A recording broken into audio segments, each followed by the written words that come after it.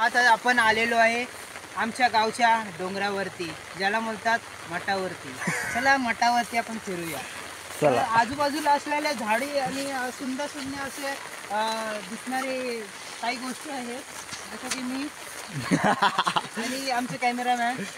तर आपण हळूहळू पुढे पुढे जाऊ आणि जरा डोंगरावरनं आपण व्ह्यू बघूया की आपलं गाव कसा दिसतो. कारण की डोंगरामध्ये जाताना अशा अचानक काही काही गोष्टी दिसतात, जसं की इथं बोलतात की वाघ पण फिरतोय, तर आपण त्याला पण बघूया. तर रस्ता तर दिसत नाही, चढावरती. वरती चढा. तर एवढं चढण उंच असल्यामुळं आपल्याला चढताना आलं अडचणीला सामना द्यायला लागतोय, पण ते पण आपण करू. कोकणात आलोय तर करायलाच लागणार आहे. बाबो सावकाश सावकाश.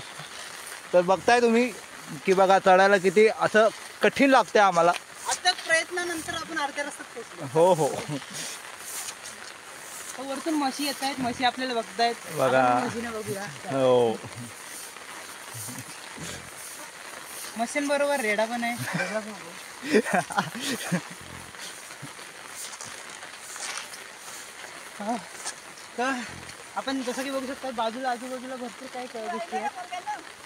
हा 12:30. 12:30. आपण आता 12:30 वाजता आलोय, पण तरी पण सकाळच वाटते. बघा, हे आहे कोकणाचं निसर्गरम्य दृश्य.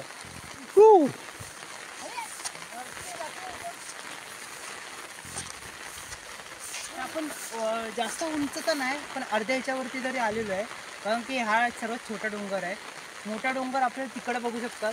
अजून 4-5 डोंगर ओलांडले असते तर लांबचा डोंगर आपल्याला भेटला असता, जो सर्वात उंच आहे. तिथून गाव पण दिसतं सर्व.